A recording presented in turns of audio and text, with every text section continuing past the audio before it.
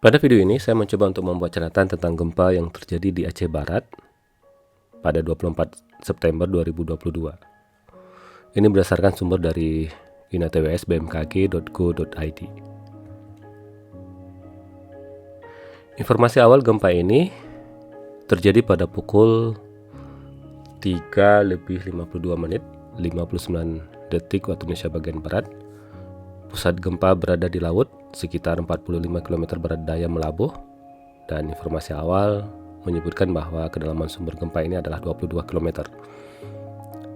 Sedangkan magnitudonya adalah 6,4. Ini berdasarkan informasi awal. Jadi kedalamannya 22 km dan magnitudonya 6,4. Jika kita perhatikan dari mekanisme fokus, ini merupakan mekanisme fokus dari gempa yang terlihat pada gambar ini, memperlihatkan bahwa gempa yang terjadi pada 24 September 2022 di pantai barat Aceh atau dekatnya di laut sekitar 45 km barat daya Melabuh itu terjadi akibat adanya aktivitas sesar naik pada zona subduksi di pantai barat Aceh. Kemudian BMKG melakukan pemutakhiran parameter sumber gempa. Ini bisa kita lihat di webnya inatws.bmkg.go.id, menyebutkan bahwa magnitudo gempa 6,2 yang sebelumnya 6,4 seperti yang terlihat di gambar ini. Kemudian kedalaman sumber gempa diupdate menjadi 53 km, sebelumnya 22 km. Tentunya di sini kita bisa memastikan bahwa dengan kedalaman 53 km berarti dia masih berada di bidang kontak antara dua lempeng tektonik, yaitu lempeng samudra dan lempeng benua. Ini merupakan batas pertemuan lempeng tektonik yang dimaksud.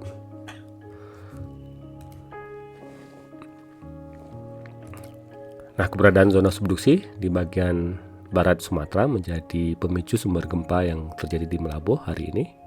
Ini adalah merupakan batas pertemuan lempeng tektonik, dan ini sebuah skematik yang bisa menggambarkan tentang interaksi antara dua buah lempeng tektonik, dan bisa diperkirakan mungkin posisi gempa ada di sini kelihatannya. Jadi masih di bidang kontak antara dua lempeng tektonik, yaitu lempeng samudra dan lempeng benua.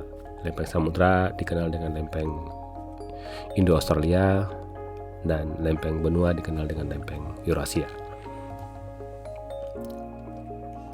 Nah, ini kita lihat dari rekaman seismometer atau rekaman seismograf di stasiun Loksmawe. Posisi stasiun mungkin lebih kurang di sini. Kota Loksmawe ada di sini, kalau saya tidak salah, mungkin ya. Posisi gempa ada di situ. Dan ini adalah seismograf, rekaman seismogram yang memperlihatkan sebuah hentakan ya yang sangat signifikan. Yang ini memperlihatkan gempa yang terjadi pada dini hari tadi, atau sekitar pukul 3:53 menit. Dampak getaran gempa ini berdasarkan informasi dari BMKG. Kita lihat MMI ini antara 3 sampai dengan 4. Ini MMI 4, ini, dan berikutnya adalah MMI 3. Tentunya yang sangat kuat dirasakan di Aceh Barat, Aceh Barat Daya, Aceh Jaya, dan Nagan Raya dengan MMI 4. Kemudian di beberapa kota yang lain seperti Aceh Selatan, Aceh Tenggara, Aceh Timur, Aceh Tengah, Aceh Besar, termasuk Banda Aceh, Kabupaten Pidi, Aceh Utara, Simulu, Singkil, Birun, Aceh Barat Daya. Harusnya ini udah di atas ya, kenapa muncul lagi di bawah ya? Ya mungkin ini ada kekeliruan, atau mungkin bagian yang lain ya kelihatannya, kecamatan yang lain. Kemudian Galuwes, Aceh Jaya, Nagan Raya, Aceh Tamiang, itu skala MMI 3. Walaupun sebenarnya ini Aceh Jaya udah ada di atas ya. Ini udah ada di atas nih Aceh Jaya. Dia skala MMI 4. Tetapi kotanya berbeda di Temon. Temon mungkin dekat-dekat sini ya kelihatannya. Daerah Calang mungkin dari sini ya, dekat dengan Melabuh. Karena perbatasan antara Aceh Jaya dan Aceh Barat itu berdekatan ya. Nah, ini berdasarkan yang tadi itu berdasarkan model ya. Ini berdasarkan model yang menyebutkan skala MMI 3 dan 4. Dan ini berdasarkan instrumen. Jadi BMKG menempatkan sejumlah akselerometer atau akselerograf untuk mencatat percepatan yang terjadi di permukaan akibat goncangan gempa. Titik-titik kuning ini adalah merupakan lokasi stasiunnya, dan kita lihat di sini ada stasiun seismograf yang warna kuning. Dan sayangnya nggak ada yang dekat dengan kota Melabuh ya. Di sini nggak ada. Adanya agak sedikit di atas. Mungkin mencari batuan dasar. Kalau kita lihat ini berada di batuan dasar semua ya, batuan keras ya. Tapi bagus juga kalau ditempatkan di sini di zona-zona yang kita bilang sebagai zona yang lebih lunak atau zona sedimen.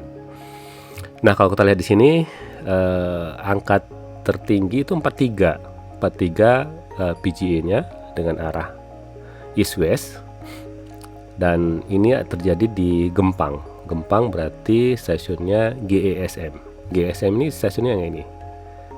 Gempang itu 43, 42 dan 13. Selain itu di Betung, ini di Betung. Stasiunnya ada PGN 39, 38 dan 15. Jadi dua stasiun ini yang terasa signifikan kelihatannya ya. Dan ini masuk dalam kategori 4. Ya, MMI-nya 4. Kemudian ini di stasiun berapa nih? Ini di Simulu Tengah. Berarti di sini ya. Iya, di Simulu Tengah juga MMI-nya 4. PGN sekitar 20, 26 dan 14. Nah, ini berdasarkan observasi. Kalau yang tadi berdasarkan model, dan ini berdasarkan observasi yang diperlihatkan dari angka yang terekam pada sejumlah akselerometer yang ada di jaringan pengamatan BMKG di Sumatera bagian utara. Nah, jika kita coba lihat atau kita bandingkan dengan gempa yang terjadi tahun 2004 yang lalu, ini gempa terjadi tahun 2004, mekanisme sesar naik, ini posisinya di situ, ya. Waktu itu 26 Desember 2004 yang lalu, posisinya hampir berdekatan ya dengan gempa yang terjadi hari ini. Posisinya hampir berdekatan. Sumbernya juga kalau kita lihat kedalaman ini sekitar 30, kalau ini sekitar 50. Ya, masih dalam rentang bidang yang terjadi atau yang memicu gempa hari ini dan juga gempa Aceh tahun 2004 yang lalu. Nah, ada kemungkinan gempa yang terjadi hari ini, saya mencoba untuk mengambil satu kemungkinan ya. Ini bagian dari posesmik gempa tahun 2004 yang lalu. Jadi bagian dari rangkaian gempa besar yang terjadi tahun 2004 dan dia masih melepaskan energi di sana. Dan ini masih rangkaian dari posesmik. Posesmik itu adalah gempa-gempa yang terjadi setelah gempa besar. Mungkin kita bilang aftershock, masih rangkaian aftershock. Karena secara fase gempa di Aceh itu masih berada di fase posesmik, belum masuk ke fase intersesmik. Karena dalam siklus gempa itu ada kosesmik, pada saat terjadi gempa, jeder terjadi gempa, kemudian masuk ke fase posesmik, dia masih relaksasi sampai menuju keseimbangan, nanti setelah itu akan masuk ke fase intersesmik. Nah, intersesmik itulah yang nanti akan terjadi stress accumulation atau pengumpulan energi di sana yang nanti dirilis dalam bentuk gempa di kemudian hari. Nah, ini sudah berapa tahun ya? Mungkin 17 ya, 18 tahun mungkin tahun ini ya. Nah, ini masih berada di saya mencurigai masih berada di zona posesmik. Nah, kalau kita perhatikan dari sebaran gempaan yang ada di Aceh dan juga di Sumatera secara umum, maka kita akan menemukan sebuah rangkaian kejadian gempa yang sangat masif ya. Walaupun ada satu gap yang kita kenal dengan Mentawai Gap, dan ini yang menjadi salah satu kewaspadaan kita bersama tentang potensi gempa yang ada di zona Mentawai, karena memang ada satu gap yang relatif sepi gempa yang nanti akan memicu satu gempa yang ya kita harapkan tidak begitu merusak. Tapi kalau kita lihat di sini memang melihat lingkungannya di sini Aceh sudah terlepas, kemudian Nias lepas, Bengkulu lepas, di bagian Lampung juga udah lepas, dan ini yang belum lepas. Nah, itu yang kita waspadai akan juga rilis energi. Nah, intensitas gempa di wilayah Sumatera relatif tinggi akibat adanya aktivitas subduksi seperti yang kita lihat di gambar ini. Menjadi penting bagi kita untuk memahami sumber gempa dengan tujuan untuk meningkatkan mitigasi. Terima kasih, semoga bermanfaat.